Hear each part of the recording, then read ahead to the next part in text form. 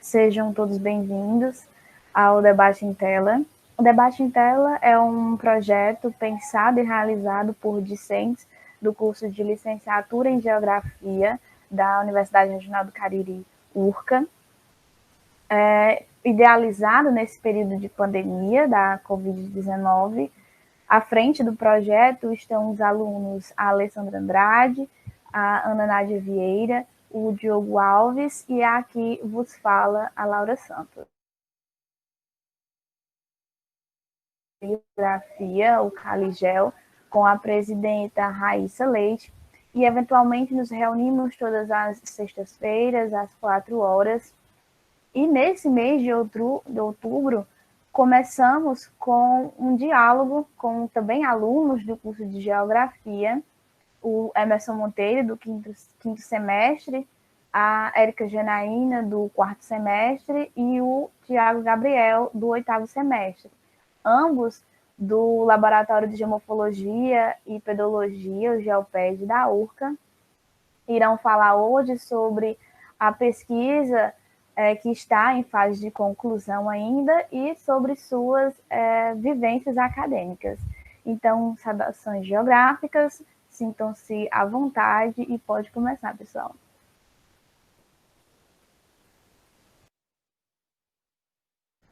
Obrigado pelo convite, pessoal do Debate em Tela.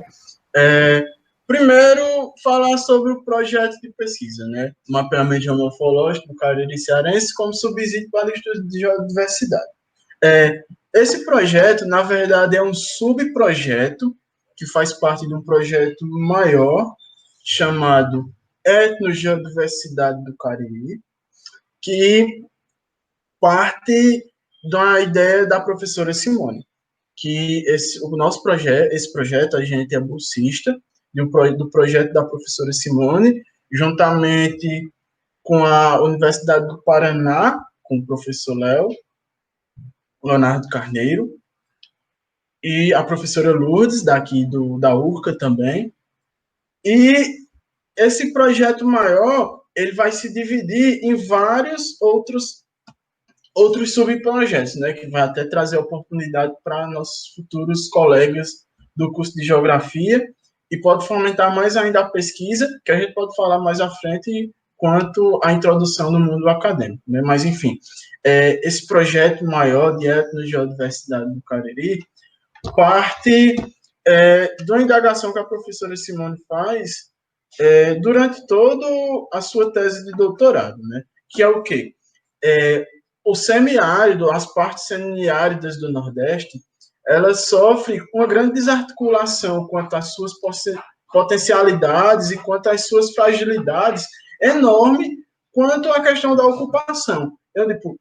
A sua ocupação, a produção, os métodos de produção nessas áreas são baseados em projetos externos, que não são dados para o semiárido. Então, desde a questão do combate à própria seca, que todo aquele discurso de combate à seca, como é que o fado humano vai combater algo natural? Não sei, né? Porque trato de projetos externos, que são totalmente diferentes, como projetos de produção no Sudeste, uma área totalmente diferente do semiárido, e que nunca foi todos os projetos que são postos nessas áreas, incluindo isso o Cariri Cearense, que, por um lado, tem a questão que é uma área abundante em água, desde a sua ocupação pelos indígenas, que os índios cariris vieram dos cariris velhos, na Paraíba, para o Cariri Cearense, por conta da água, né? Nos períodos secos, eles vinham, subiam a serra, e chegavam aqui nessa parte abundante de água. E assim se deu uma grande produção, uma densidade de produção agrícola nessa faixa de exceção no meio do semiárido, né? Apesar de ser uma área abundante em água, ainda os projetos que são postos não são nem de perto duradouros, e são postos totalmente sem consultar os saberes da população, né? Então, esse grande projeto ele vai trazer tanto levantamento científico quanto etnocientífico, os saberes da população. E quando tiver todo esse projeto conjugado, vai ter tanto um arsenal cultural enorme, quanto algo para as geociências de grande valor e grande estima, né? Mas, enfim, tratando da geomorfologia, que é algo principal para esse detalhamento da geodiversidade, né, que vai trazer uma base para o início dos estudos de geodiversidade. O Cariri, ele não tem uma frequência tão grande de mapeamentos geomorfológicos de detalhe, né? Então, a gente pode ter alguns exemplos de que ao tratar mapeamento geomorfológico em si, são a maioria de início tratados por trabalhos de geologia, onde, primeiramente, entender a formação e da hidrologia, da hidrogeologia do Cariri, entender como funciona, né? Esses primeiros trabalhos se deram. Então, as unidades que foram propostas nesses trabalhos são puramente para entender como se deu essa formação, né? Por exemplo, o trabalho de Montalverne, de 96, é mais antigo. Ele vai tratar as unidades geomorfológicas muito simples, não vai tratar nenhum processo exógeno de esculturação, vai se tratar apenas mais pelas questões puramente estruturais. Ou seja, ele definiu em 3 unidades básicas o relevo, que é a chapada em si, os patamares e taludes, e o pé de plano. Nada mais que isso e nenhum detalhamento mais aprofundado. Claro que existem trabalhos pontuais que já abarcam um pouco mais de detalhamento, né? Como o próprio trabalho, a tese da professora Simone, de etnogeomorfologia sertaneja, como o de Lima, 2015, que também trabalha, e esses trabalhos trabalham mais na subbacia do Rio Salgado. Então, não é um trabalho regional, de uma escala regional, como esse que a gente está propondo e fazendo agora. Que, no caso, esse mapeamento não vai ser da bacia total, vai ser da parte oriental da bacia, da parte leste, que é correspondente aos municípios da mesorregião do Cariri, né? Porque existe a parte oeste da bacia, que vai ser tratado em outro projeto, mas nesse em si a gente vai tratar num adensamento e numa escala de detalhe, que Tiago vai falar mais à frente, que abarcam esse nível mais satisfatório de detalhamento das formas, da esculturação, no que nos trabalhos anteriores, os que conseguiram atingir esse nível de detalhamento foram muito pontuais, né? Não foi numa escala mais abrangente. Então, é isso, pessoal. E primeiro, agora, também para ressaltar, que acho que a gente já pode entrar na questão da vida acadêmica, né? A importância que esse trabalho vai trazer, né? Tanto para trazer pessoas novas, trazer sangue novo para o mundo da academia, quando essa pandemia acabar, e está fomentando mais ainda a questão da geodiversidade, né? Porque o Cariri, ele é considerado um hotspot de geodiversidade. O que é esse hotspot de geodiversidade? É um índice posto da espacialidade dos elementos abióticos da paisagem, né? Então, tipo, é proposto um índice calculado, levantado, todos esses elementos, e aqui no Cariri é um hotspot, então, tipo, é diverso. E, apesar de ser tão diverso assim, temos ainda o Geoparque Araripe, que é o primeiro geoparque das Américas, e até agora o único geoparque das Américas, e que está ligado à Organização Mundial Internacional de Geoparques, né? Então, tipo, é um projeto de nível internacional.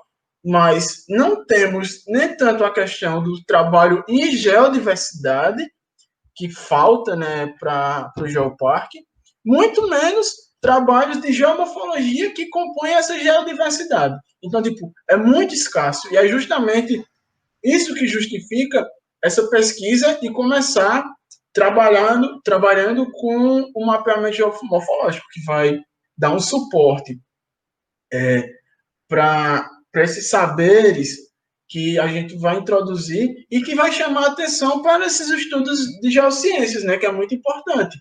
Tratar a geodiversidade de como está para ela não ser esquecida, né? Porque existe aquele processo que depois que se transformou, que for perdido, as novas gerações vão ter aquele status, né? Vão ter aquela paisagem no tempo agora, não vai ser a paisagem que foi antes. Então, tipo, é importante a gente tá discutindo essas questões da geodiversidade, da paisagem, tanto no meio acadêmico, quanto difundir isso para a sociedade, né? Como a gente, como futuros professores, é muito importante a gente estar difundindo essas ideias da importância da geoconservação.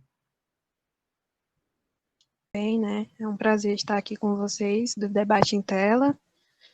E, gente, conhecer a configuração do relevo surge como um critério decisivo para a realização das atividades humanas sustentáveis.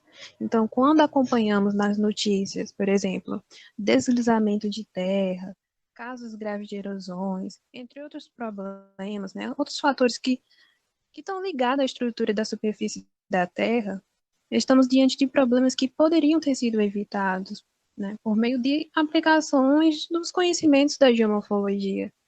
O mapeamento geomorfológico auxilia na melhor compreensão das formas do relevo e das dinâmicas que atuaram, né, no processo da formação do relevo em si.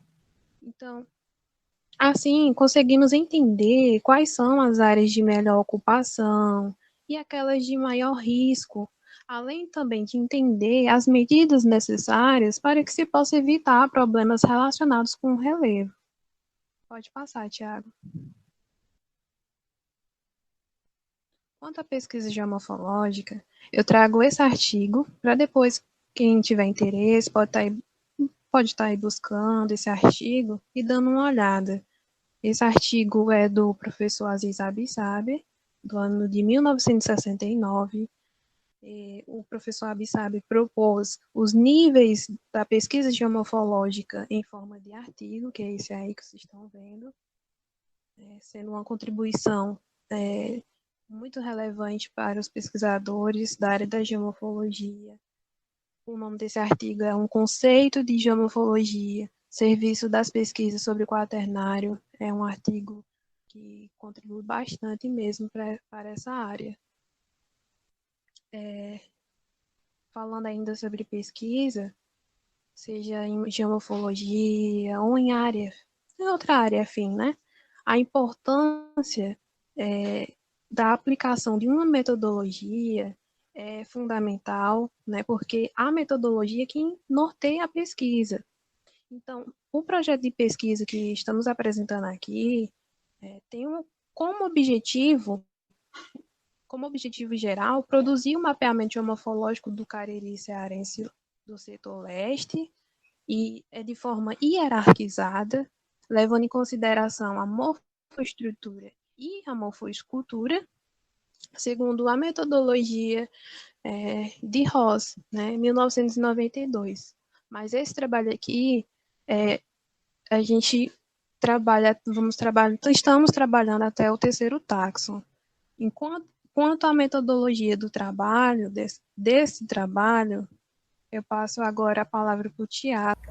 E aí eu vou dar continuidade falando um pouco dessa metodologia de Ross. Assim, quando se fala em metodologia relacionada a mapeamento de relevo, muito se é discutido assim no âmbito acadêmico, porque é uma questão assim, que não existe uma padronização de classificação do relevo e nem, por exemplo, de uma legenda padronizada Diferente, por exemplo, quando se fosse o caso de mapeamentos de solo.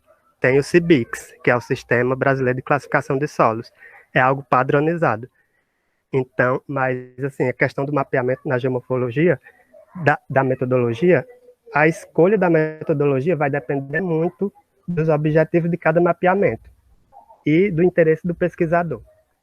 Então, pensando nisso, a metodologia do projeto de pesquisa, no qual tem eu, Érica e Emerson como bolsista, ele segue a metodologia de Ross, na qual a gente vai mapear até o terceiro táxon do relevo. E aí eu trago aí a classificação dele, a taxonomia do relevo estabelecida por Ross.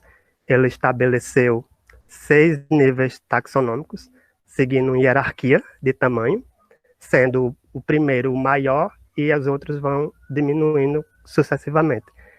A primeira unidade seria a unidade morfoestrutural, a segunda unidade a morfoescultural e a terceira seria os padrões de formas de relevo, que é até onde a gente vai mapear no projeto. Mas fora esse tem o quarto táxon, que seria os tipos de formas de relevo, o quinto táxon, tipos de vertentes, o sexto táxon, formas de processos atuais. Aí eu trouxe aqui esse gráfico simplificado para mostrar um pouco da ilustração, de como se dá, sabe?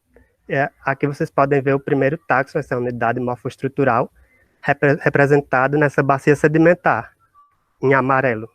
Essa bacia sedimentar, ela, consequentemente, vai ser a maior unidade do relevo e também a mais antiga, e tendo sua gênese ligado ao processo interno da Terra, os processos endógenos, né?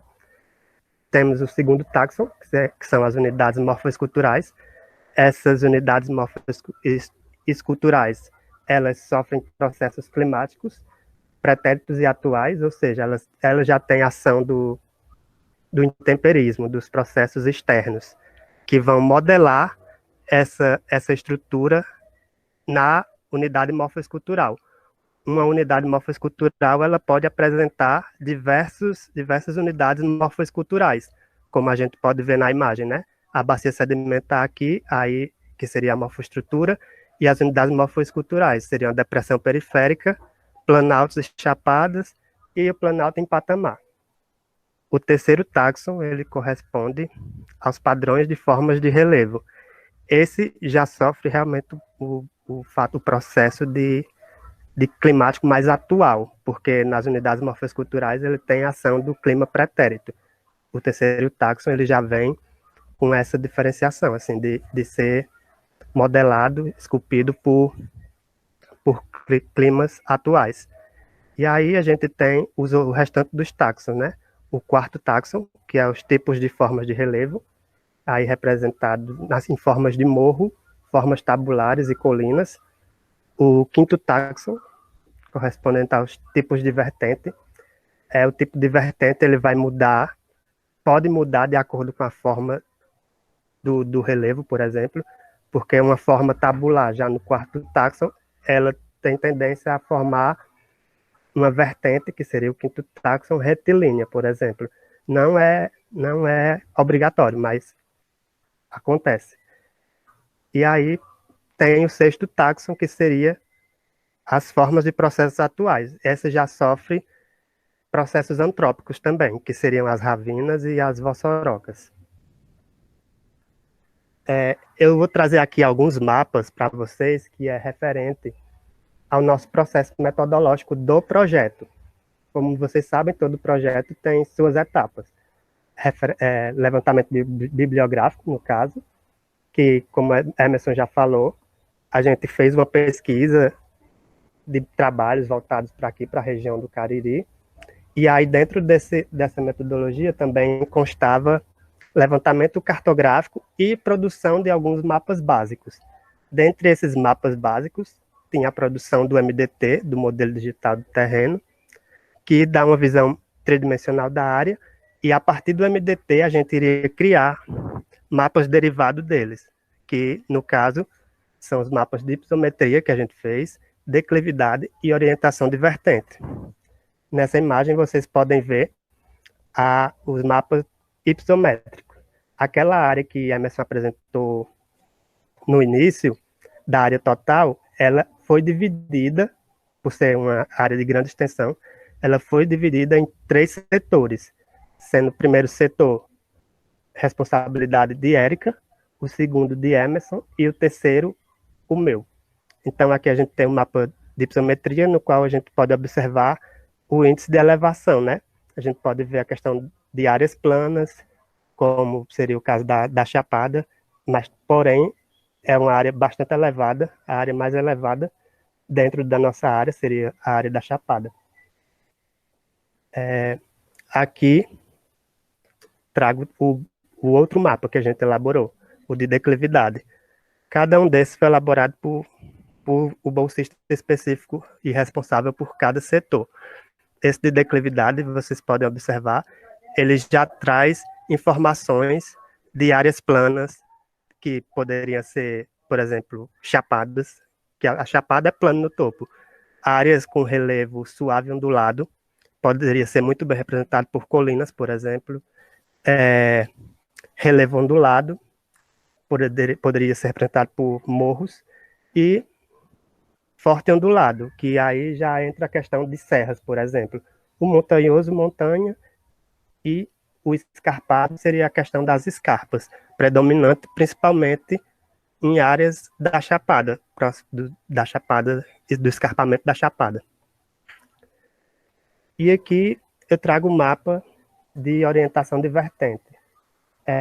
Esse mapa ele é bastante útil porque ele dá a direção das vertentes, onde a pessoa pode verificar as áreas que recebem maior e menor insolação, assim como maior e menor umidade. E aí dá para a gente saber qual área sofre, por exemplo, maior processo erosivo, dependendo de quanta umidade ele recebe ou quanta insolação ele recebe. Aí, por exemplo, a gente parou nesse processo, a gente elaborou outros mapas, já os de cunho geomorfológico, voltado para a taxonomia de Ross, por exemplo, mas aí é algo que ainda exige uma checagem de campo. Por isso a gente não pode apresentar eles aqui, porque a gente tem que fazer uma checagem de campo e aí rever se teve algum erro. E aqui já os agradecimentos, então é isso. Bom, quero fazer uma pergunta para a Érica agora. Érica, eu gostaria de saber a sua experiência com o geoprocessamento, se é a primeira vez que você trabalha com isso. Então, por favor. Certo. Com geoprocessamento, eu já tive contato antes de entrar na URCA, né, de iniciar a graduação. Eu sou técnica em agrimensura e durante o período, né, do curso, tivemos uma disciplina que envolvia geoprocessamento, trabalhava com mapeamento, e eu tive esse contato aí, né, na formação desse curso. Quando eu entrei na URCA, iniciando a graduação, eu queria muito me desenvolver mais, conhecer mais, e nessa parte de processamento, mapeamento, e estudar o relevo, né? Não podia faltar relevo, porque como eu vinha da área de agrimensura, eu estudei muito topografia, então para todo campo que tinha, toda aula de topografia também, eu estava lá presente, então eu queria dar continuidade, né? Então, ao iniciar o curso, eu queria muito me aprender mais, me desenvolver mais nessa área. Então, no segundo semestre, eu me voluntariei no laboratório de geoprocessamento, né? E aí eu ia quase todo dia com os meninos, né, Alessandra e Luciano, que também se voluntariam na mesma época. E aí a gente buscava aprender mais, contribuir também. Eu buscava contribuir da maneira melhor possível. E logo depois, a professora Simone me falou, olha, é um mapeamento geomorfológico, aí eu fiquei muito feliz, né, com o convite, porque iria unir 2 campos que eu queria muito me aprofundar, que iria tratar de mapeamento, que é um mapeamento geomorfológico, então iria envolver cartografia, geoprocessamento e o relevo. Então, eu fiquei muito feliz. Eu acho que, sem dúvida, foi a melhor coisa que aconteceu na minha vida acadêmica, foi essa bolsa. Então, minha experiência com geoprocessamento deu-se início lá no ensino médio, quando eu estava me formando, né, em técnica em agrimensura. Então, dei continuidade sendo voluntária no laboratório de geoprocessamento, mas eu achei ainda pouco, né? Além de saber um pouquinho já da minha formação anterior e estar aprendendo lá no laboratório de geoprocessamento, mais o que eu iria aprendendo na bolsa, eu queria mais um pouquinho, então eu paguei uma disciplina de geoprocessamento em outro campus, uma disciplina exclusiva de geoprocessamento, que eu consegui aprender mais e mais, foi uma disciplina bem proveitosa. E fora isso também, foi uma época que eu tinha iniciado a disciplina de cartografia temática, então foi muita cartografia, geoprocessamento e mapeamento num semestre só. Então, até hoje tenho dado continuidade, né, tudo que eu tenho feito de curso e da palestra, né, que envolve mapeamento, geoprocessamento, é mais para somar a minha vida acadêmica. E é isso. Ótimo, Érica. E acerca de tudo que você falou, você tem alguma dica? Tem algo a falar a todos os que estão assistindo e que querem seguir também nessa área do geoprocessamento? Alguma leitura, algum livro que você possa indicar? Geoprocessamento em geral mesmo, tem um livro muito bacana, Geoprocessamento sem Complicação, do Roberto Fitts. Ele trata desde o embasamento teórico, da teoria, até mesmo como aplicar na prática o geoprocessamento. Então, eu acho que ele é um dos que eu indicaria.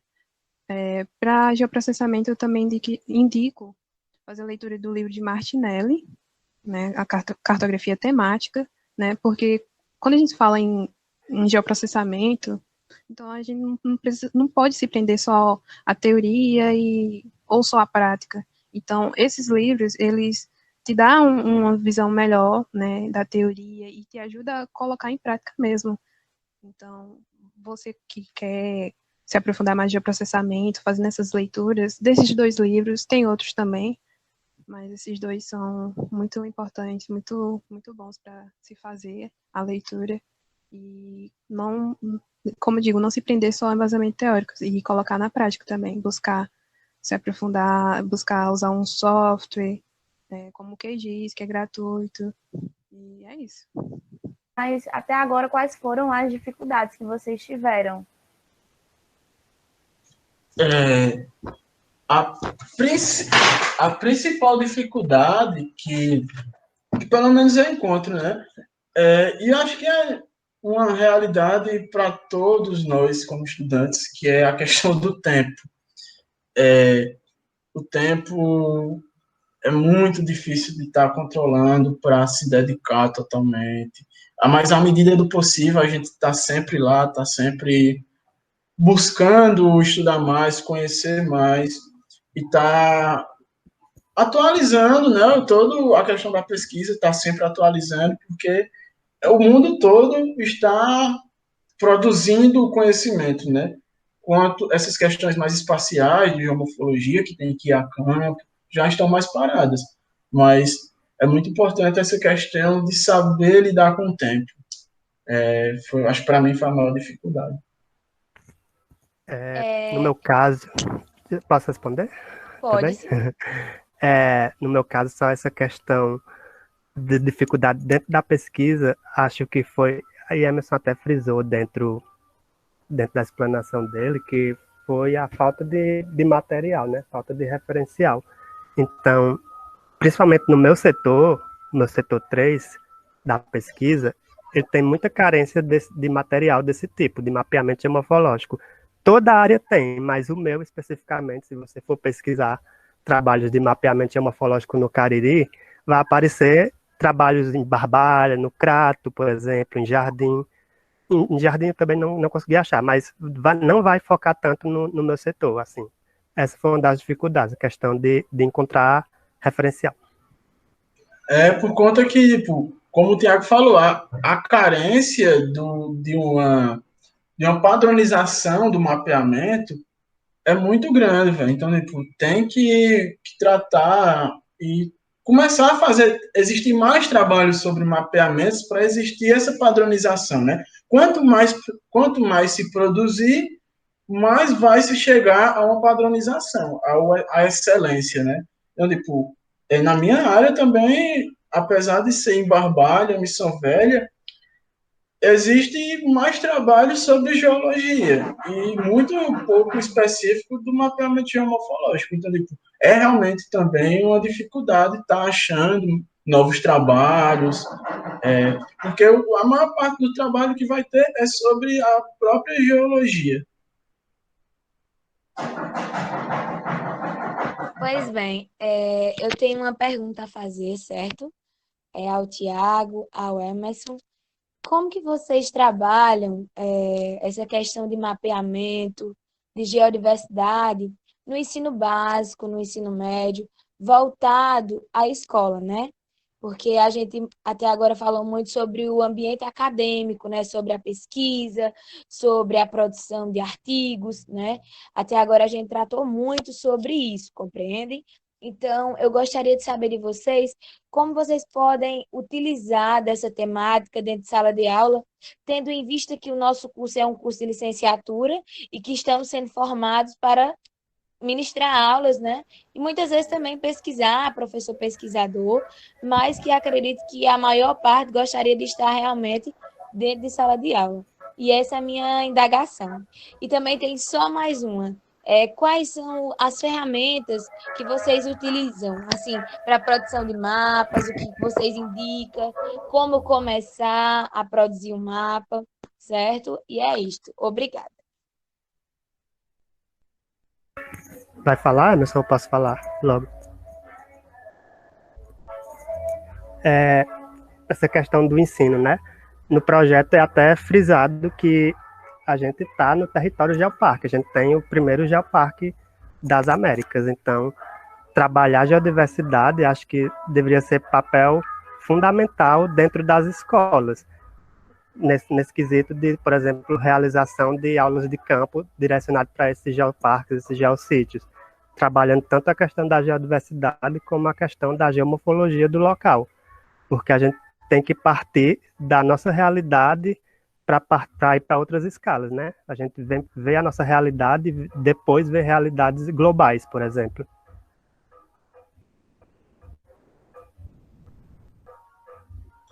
Justamente essa questão de, tipo, trabalhar com o nosso quintal, né? Tipo, se referindo ao nosso quintal, referindo à bacia aqui, tanto do Geoparque, que tem uma facilidade enorme de chegar, né, no Geoparque, quanto na totalidade da geodiversidade aqui do Cariri, né? Então, tipo, trabalhar, trazer uma consciência, trazer uma formação para os alunos. Então, levar para a escola no caráter de formação. O que é que está acontecendo hoje em dia? Tanta falta de consciência com o meio ambiente, tantas, tantas indagações que vão contra a ciência, porque não se está dando tanto valor às questões ambientais. Então, tipo, puxar do próprio ensino básico, trazer a importância desses estudos e de conservar o meio ambiente, né?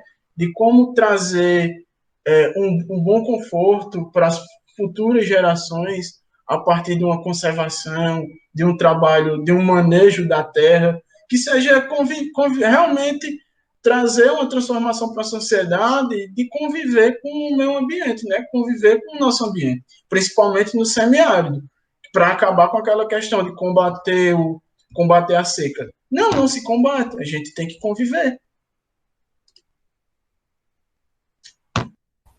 Qual foi a outra pergunta, Alessandra? Eu acabei esquecendo. Sobre a produção de mapas, quais as ferramentas?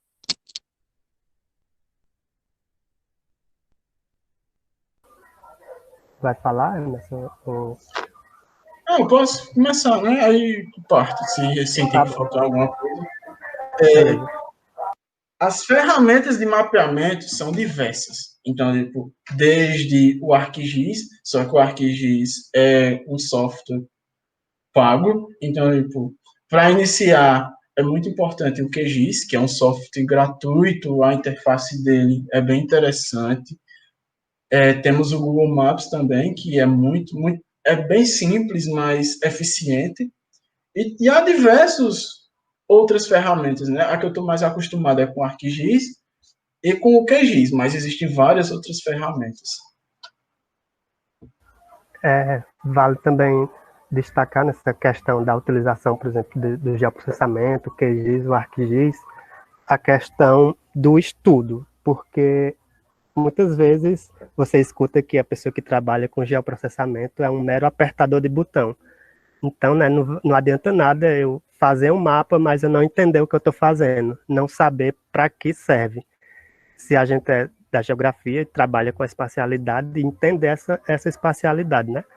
Então, vale destacar a questão do estudo e da prática. Pois bem, diante do que foi respondido, certo? Eu gostaria de saber de vocês, né, se possível, que vocês enfatizassem como é possível produzir um projeto de pesquisa. Como parte, né? De que pontos se inicia esse projeto de pesquisa no qual vocês estão produzindo atualmente? Obrigada. Acho que para o começo de qualquer projeto, você tem que primeiro levantar as problemáticas, né? Com que você quer trabalhar. Primeiro, você tem que ver alguma problemática para aí você impor soluções. E a partir dessas soluções, como você vai alcançar essas soluções, né? A partir de objetivos. Então, para embasar esses seus objetivos, você vai ter que se referenciar. Então, você procurar primeiro um questionamento, e a partir desse questionamento, você embasar suas propostas. Então, você procurar na literatura, pesquisar, para embasar essas suas justificativas de como vai resolver essas, essas suas indagações. Então, o projeto vai partir daí, da minha visão, né? Então, eu não sei se o Tiago tem uma diferente. Não, acredito que foi assertivo na colocação. Dentro da que a gente tem, né? Esse tema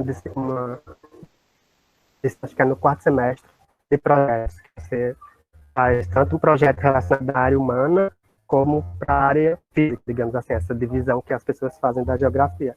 Mas é bem o que Emerson pontuou mesmo, formular um bom problema de pesquisa, por exemplo, formular hipóteses, criar objetivos e partir para a questão de referencial teórico, porque não tem projeto que se sustente sem leitura.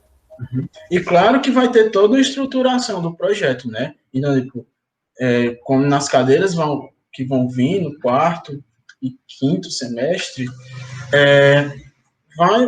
os professores vão passar bem direitinho como é a estrutura, como você vai trabalhar cada um mais específico. Lógico que aqui eu levantei muito por cima, né, falar sobre cada um, mas basicamente é isso, você tem que ter um questionamento e buscar respostas, e essas respostas têm que ser embasadas. Obrigada, meninos, pela fala. Eu tenho uma pergunta. Então, rapazes, vocês mexem com geomorfologia, né? Tem uma experiência com ArcGIS. Vocês conhecem um ramo, já foram convidados por alguma empresa para fazer alguma coisa nesse mesmo sentido de ArcGIS, trabalhar nessa área? Cara, é o seguinte, eu sou técnico em agrimensura, então eu já venho trabalhando com geoprocessamento antes da faculdade. Mas tipo, foram poucos trabalhos, porque tipo, a maioria dos trabalhos que são postos nessa área são facilmente postos por topógrafos, mas não vão ser trabalhos de levantamentos geoambientais mais específicos. Na região é muito carente desses trabalhos por empresas. Então, tipo, vai existir, que hoje em dia não está sendo tanto, o cadastro de imóveis rurais, que era muito importante. Eu acho que chamou, na época, eu fazia o ensino médio, mas eu ouvi falar que muitos estudantes da URCA que trabalhavam com geoprocessamento foram trabalhar com o cadastro de imóveis rurais. Então, tipo, só que hoje em dia não está sendo chamado mais, não está tendo renovação, por conta do projeto que está atual do governo, né? Então, tipo, as necess... onde vai precisar da mão de obra de um manipulador de geoprocessamento que conheça, tem a teoria, é pouca na sociedade civil. Na academia é bem mais abrangente para trazer esse conhecimento, e esse conhecimento tem que ser disseminado na sociedade. Então, a partir dessa questão, é por isso que a gente tem que focar para ser excelentes professores, para ter essa questão de uma educação transformadora, porque eu acredito que a educação transforma a sociedade. Então, tipo, a gente pode transformar a sociedade a partir de hoje, justamente a sociedade brasileira, que está na beira de um precipício, a gente pode transformar, e eu acredito e tenho esperança que ela pode ser transformada através da educação. Eu não vim da mesma área que Emerson e Érica, que ambos vieram da agrimensura. Eles já tiveram esse contato, acredito, lá com o geoprocessamento. Eu caí de paraquedas. Assim, minha primeira bolsa foi de extensão, mas envolvia geoprocessamento, mas não algo tão aprofundado como essa de iniciação científica, sabe? Quanto a receber convites para esse tipo de trabalho, até então, não recebi. Eu já realizei mapeamentos avulsos para outras pessoas, mas não de cunho geomorfológico. Ótimo, muito obrigado, viu? Pois bem, diante de tudo que já foi falado, né? Eu gosto. Pode falar, Laurinha. A palavra é sua, Laura. Tá sobre a finalização do curso também, que ele já está no final do curso. Como foi essa trajetória acadêmica sua, Tiago? Se você participou de outros laboratórios?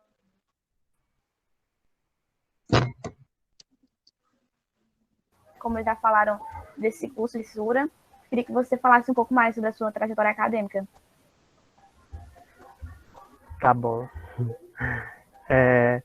Eu acredito que eu tive uma trajetória acadêmica satisfatória, porque eu consegui aproveitar bastante. Assim, eu fiz parte do CA, consegui desenvolver algumas atividades. Quando fiz parte do CA, eu organizei eventos, ajudei a organizar eventos dentro da URCA.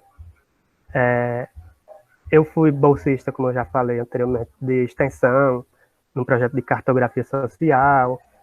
Aí saí desse e já entrei nesse junto com o Emerson e com a Érica. Eu acredito que foi satisfatório minha passagem pela URCA, assim, sabe? Só não está sendo tão satisfatório agora nessa pandemia, mas bons ventos soprarão. Obrigada, Tiago, pela sua colocação. E para finalizar a nossa entrevista de hoje, eu gostaria de saber de vocês como a pesquisa contribuiu na formação de vocês, né?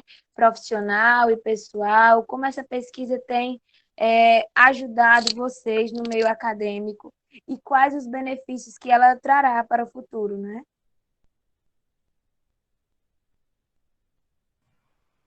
Para mim, no caráter de formação, vai além da formação acadêmica, né?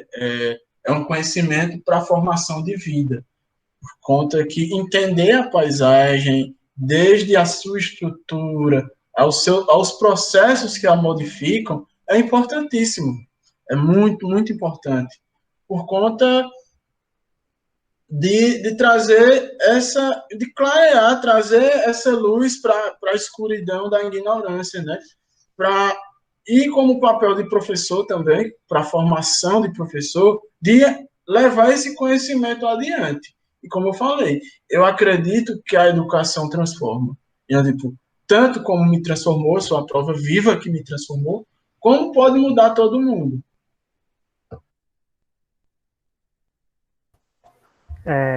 Como a Emerson frisou, né, a questão do crescimento pessoal, mas também até na própria continuidade acadêmica, porque na bolsa de iniciação científica você é incentivado a ler e a produzir.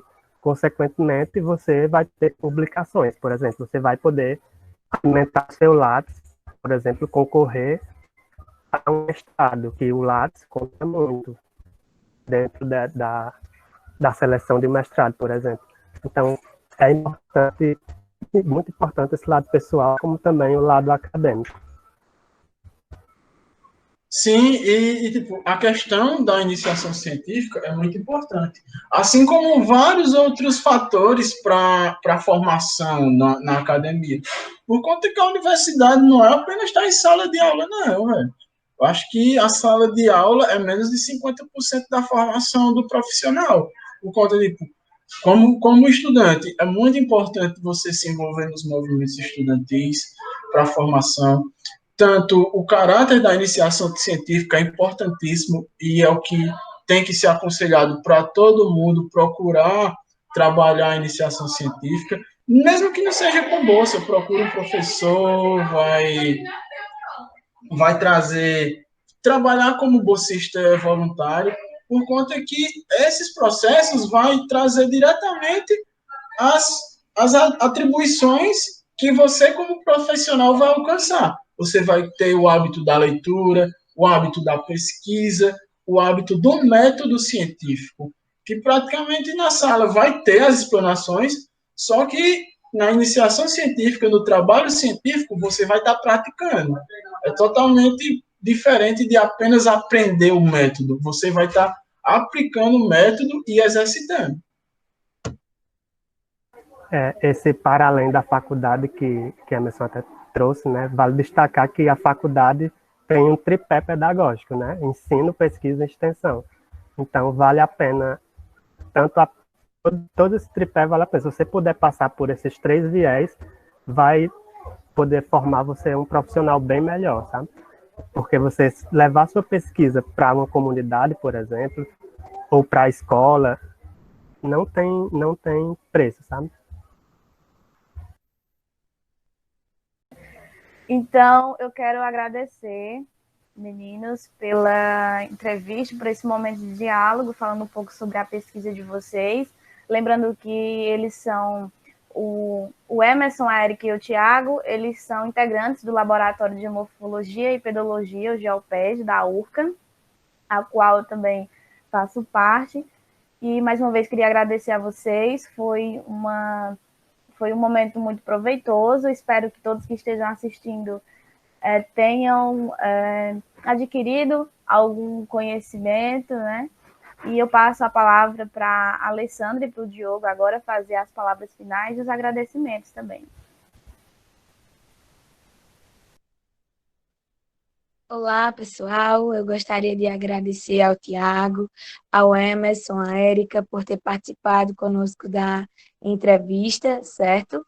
Uma temática excelente, na qual deixou muito claro, né, temas de mapeamento, de geodiversidade, que fica a mensagem, né, que os professores da base, da educação básica, do nível médio, possam tratar desses temas dentro de sala de aula, né? Possa levar e fortalecer o mapeamento, fortalecer a geodiversidade, que é importante, né? Aqui no Cariri tem a Chapada do Araripe, na qual pode ser trabalhada. E parabenizar, meninos, pelo trabalho de vocês. Assim, logo mais a gente pode vir novamente aqui e apresentar mais trabalhos, se possível, se vocês quiserem, tá? E obrigada pela participação. Sigam o nosso Debate em Tela no YouTube e no Instagram, @Debate em Tela. Tenham uma boa noite, para quem está assistindo à noite, uma boa tarde e um bom dia. Gostaria também de aproveitar o momento e agradecer aos participantes, né, ao Tiago, ao Emerson e à Jana, dizer que foi uma tarde muito proveitosa. Podemos tirar algumas dúvidas, né? Principalmente na questão acadêmica. E é isso, esse é o nosso debate em tela, um projeto criado por universitários da URCA, né, da Universidade Regional do Cariri, estudantes da Geografia. E, como a Lê disse, sigam a gente no Instagram, através do @debate em tela, ou também no YouTube, né? No YouTube é Debate em Tela. Temos várias entrevistas, né? Esse período agora a gente está fazendo bastante entrevistas, mas já teve projetos de debate e apresentação de trabalho. E é isso, pessoal. Muito obrigado. Espero que vocês tenham gostado. Eu gostei, particularmente gostei muito dessa tarde, foi bem proveitosa.